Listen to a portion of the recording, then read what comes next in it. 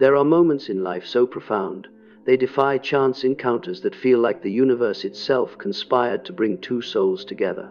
That first glance, both hauntingly familiar and fiercely intense, stirs something ancient deep within, as if your soul recognized theirs beyond the bounds of time. When an empath meets a narcissist, it's never just a relationship. It's a cosmic clash, a dance of light and shadow, a heart that feels with endless depth, meeting an ego terrified of feeling at all. At first, it feels like fate's perfect melody.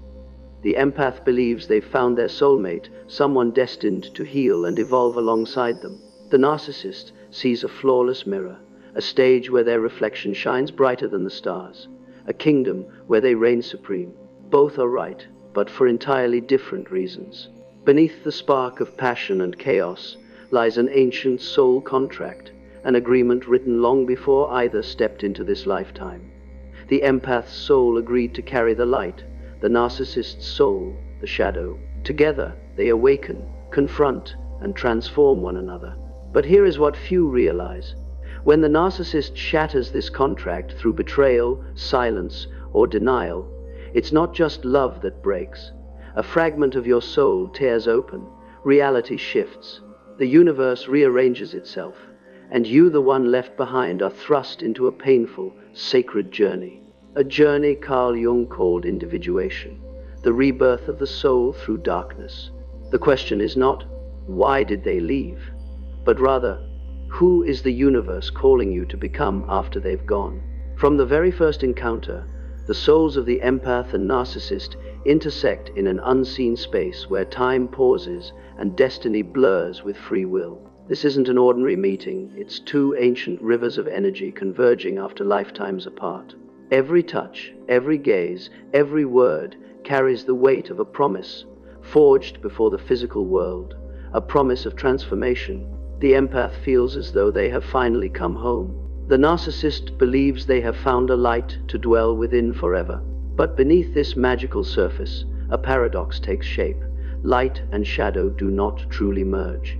The shadow seeks to possess the light to avoid facing its own reflection. On an energetic level, this is where the frequencies begin to drift. The empath's heart expands, giving, receiving, healing. The narcissist's soul contracts, absorbing, taking, withdrawing. Their connection transcends emotion and physicality. It is a merging of energies, where boundaries blur, and the narcissist drinks deeply from the empath's light, like a starving soul. At first, everything feels divinely orchestrated. Signs align perfectly. The empath believes this love will awaken them. But this awakening is a mirage. Because the narcissist never truly sees the empath's soul, only their own reflection shimmering in that light. A light they crave but cannot create within themselves. Then the ancient ritual repeats.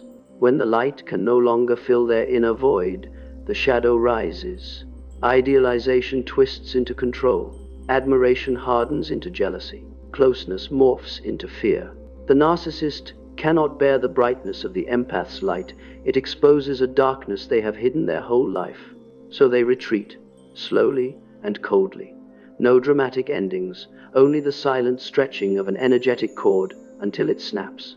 The breaking of the soul contract is not an event, it is a quiet, internal shift.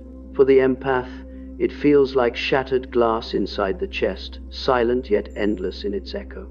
No words explain it, but your energy trembles as if a part of your soul has been torn away. This is the universe witnessing a betrayal of light, when a soul refuses its destined awakening. When the narcissist leaves, they think the story ends. For the empath, it has only just begun. This is the spiritual earthquake. Unlike ordinary relationships that touch the heart, soul contracts embed deeply in the energetic body. When torn, your entire energetic field reconfigures itself, and the universe, infinitely wise, never allows a sacred rupture without purpose. Every tremor, every ache is a doorway opening. Your first sign is the distortion of spiritual time. Life no longer flows linearly. Memories and premonitions mingle. Symbols surface. Oceans, broken mirrors, empty rooms, light swallowed by black spirals. These are not random dreams, but signals from the collective unconscious. Jung called this the soul restructuring. You may feel caught between two realities, the physical world where they are gone, and the soul world where the connection still unravels. Then comes emotional chaos. Your feelings no longer belong to one moment. They ripple between love, rage, guilt, and numbness. Sometimes the sadness isn't even yours. Fragments of their soul cling to your energy, unwilling to release a bond they consciously rejected. You sense their resistance to the lesson the universe demands they face. They may run from you, but they cannot run from themselves. You, once their mirror, become the silent witness to their unraveling. During this time, the universe presses pause. Plans dissolve. Relationships feel off. Opportunities arrive at the wrong moments. This is not punishment, but protection. Your soul is rewiring like a house dismantled before rebuilding. If you feel lost, it's because your old map no longer fits. You're being invited to a new level of consciousness, where everything must be felt by the soul, not just the mind. Jung said when the conscious mind reaches its limit, the unconscious steps in to finish the work. This is exactly what's happening within you. The unconscious does not destroy, it transforms. Every pain, when met with presence, reveals a message. In those dark nights when you feel you're falling apart, your soul is shedding old skin, the skin of one who lived to please, who mistook compassion for self-sacrifice. Breaking the soul contract also triggers reverse synchronicity. Signs appear, familiar numbers, old symbols, songs you associate with memories. Not because the universe wants you back, but because the contract's energy dissolves, sending final farewells. Don't romanticize these signs. Understand them consciously. The universe is clearing space for your soul's next chapter. Throughout, your energy field contracts to conserve, then slowly expands again. You may feel isolated, disconnected, unable to find joy in what once filled you. This is the Nigredo stage, the black phase of the soul alchemists and Jung spoke of, where everything old burns away to prepare for rebirth. No shortcuts, no miracles, only courage to sit quietly in the dark, trusting that light is forming within. And then, one day, you realize they never truly broke the contract. They only completed their role, because even while their conscious mind denied it, their soul was a tool the universe used to teach you strength, sovereignty, and loving without losing yourself. When you realize this, your energy shifts. Instead of asking, why did they do this? You ask, what part of me is this lesson freeing? In that moment, the contract truly completes, not by their return, but through your rebirth. Once your soul embraces this rupture, another miracle emerges. Your energy field and the universe realign. New people enter your life. New opportunities bloom. Healing synchronicities appear. These are no longer shaped by their shadow, but by your new path. You understand.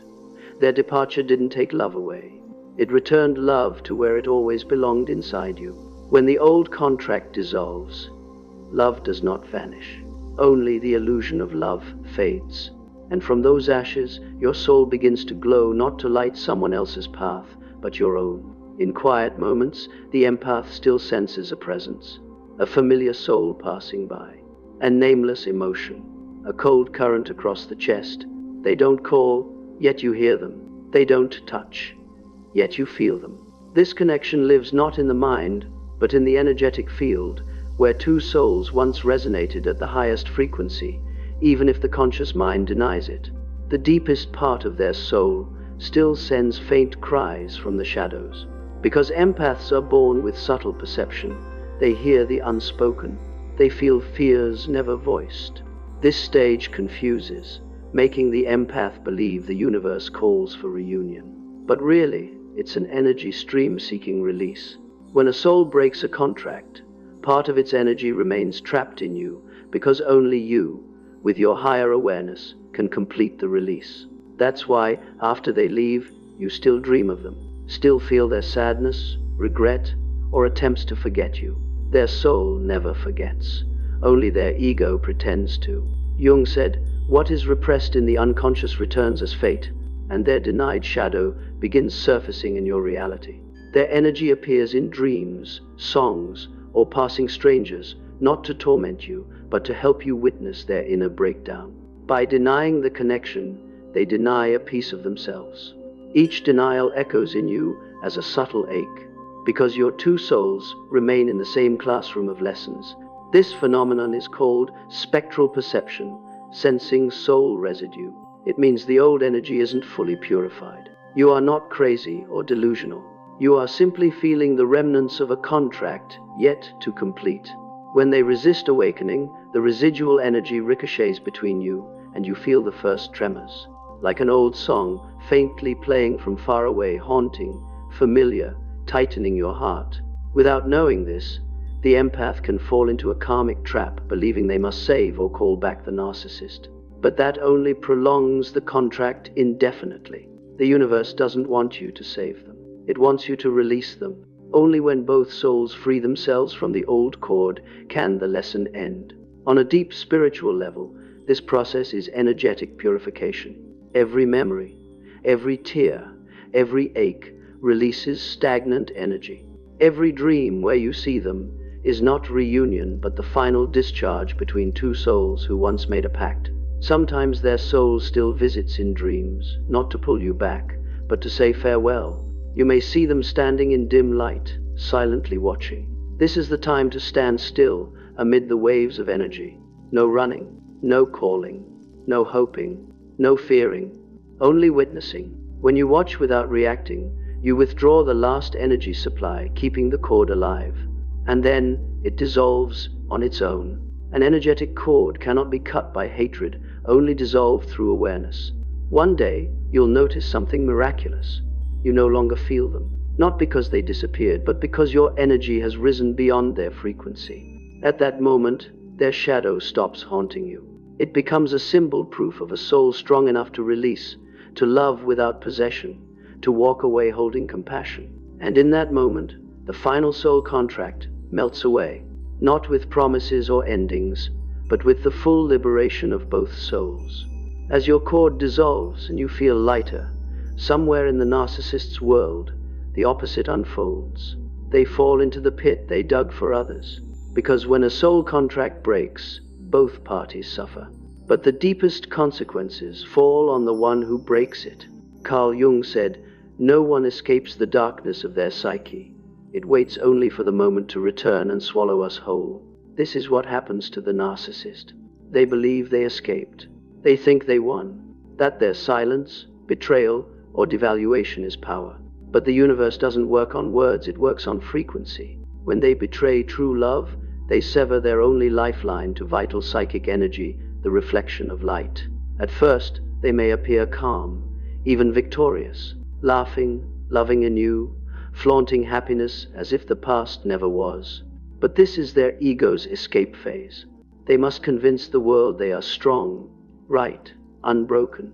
In spiritual psychology, this is artificial, energetic compensation when the soul denies its wound and projects emptiness outward as performance. But no soul fools the universe forever. Balance always returns. When the noise fades, they face real consequences. First, the collapse of the reflective ego. When you, the empath, withdraw your energy, they lose more than a person. They lose their only mirror, the one who made them feel real. Without reflected light, their ego cracks. Restlessness, emptiness, fear. They scramble for new supply, not from love, but desperation. Yet no one reflects them like you did. Every new source feels hollow, artificial, insufficient to calm the rising panic. Jung called this psychic disintegration. Without an external anchor, they lose control. Sleeplessness, irritability, distrust, a spiral into silent self-punishment. Their ego denies the pain, but the soul remembers. In quiet moments, intoxication, late nights, a deep part hears echoes of the old contract. Your souls cry, not calling them back, but reminding them of the redemption they refused. Then obsession arrives. Seeing you stand tall, shining brighter, it wounds their deepest fear, being replaced. For a narcissist, self-worth is control, not love. When you remain calm and unreactive, you strip the fuel from their ego. They may return not from regret, but to reclaim power. Apologies, longing, vague gestures, tests from their shadow to see if your light still flickers. If you have truly awakened, you see this clearly. Their attempts to return are tests from the universe to see if you've mastered the lesson. If you stay peaceful, their energy cannot penetrate. Then they must face themselves. No one left to blame, no mirror, no supply. They fall into their greatest fear, the void of an unawakened soul. This is karmic mirroring, the law Jung spoke of.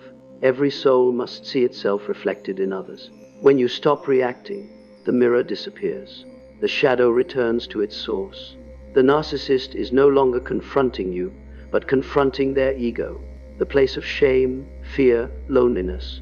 All the manipulation, silence, betrayal, denial now come back from within. With no one left to manipulate, their mind tortures itself.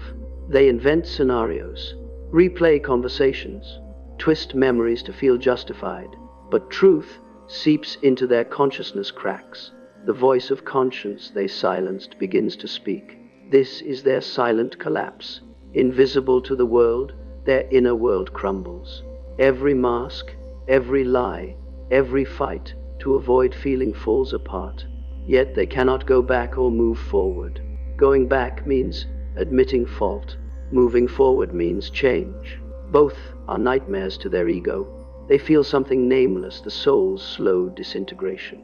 What once made them feel alive becomes performance. They touch others, say words, but no heartbeat behind it. Their energy wavers because narcissists cannot generate light within. They survive by absorbing others' energy. When you, their final true reflection, vanish, they suffocate like a being deprived of oxygen. Their punishment comes from within. Whispers of memories once buried, your disappointed eyes, your parting words, the love they denied. Each memory, a blade cutting through their mask. At first anger, then denial. Your silence becomes the loudest echo. They try escaping into new romances, fleeting pleasures, but nothing fills the void you once held. Because deep down, they know you were the only one who truly saw them, not their image, but their hidden self. That scared them, and yet they were addicted to it. Losing your gaze feels like disappearing from the world. Then energy reverses. Their deceit, manipulation, contempt mirror back into their lives. Colleagues suspect, friends distance, new lovers turn away, secrets unravel. This is karmic mirroring, not punishment, natural consequence. Their artificial control collapses. The worst, no one believes them anymore. No audience, no performance. They see that everyone was just a distorted mirror. Now those mirrors lie shattered.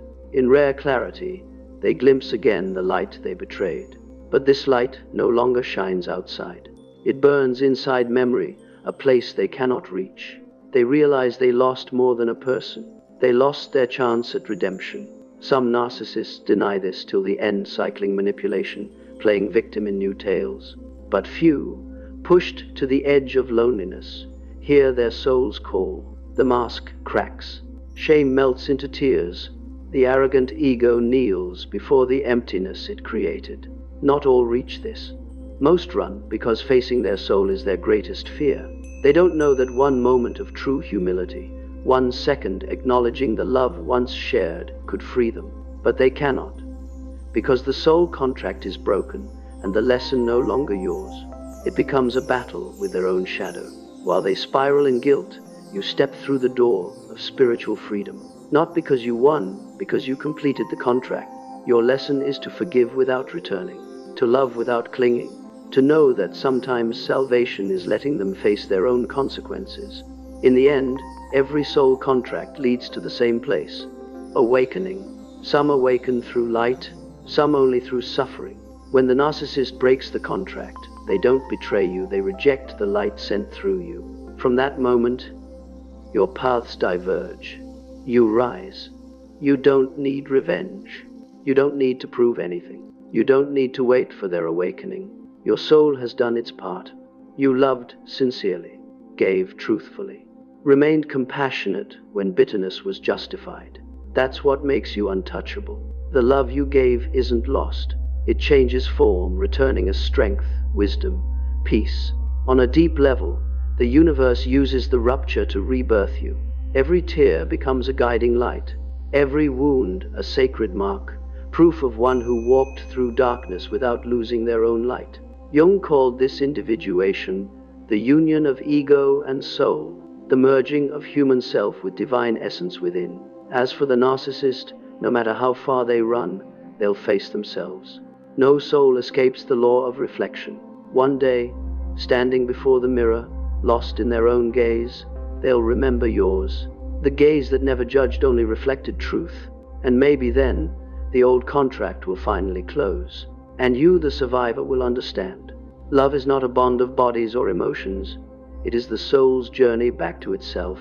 You didn't lose anyone. You found your most authentic self, the person the universe always meant for you to be. And as you move forward with your heart awakened, old contracts dissolve like morning mist, leaving only the free light of a soul that has mastered the sacred art of loving, releasing, and becoming the very light it once sought.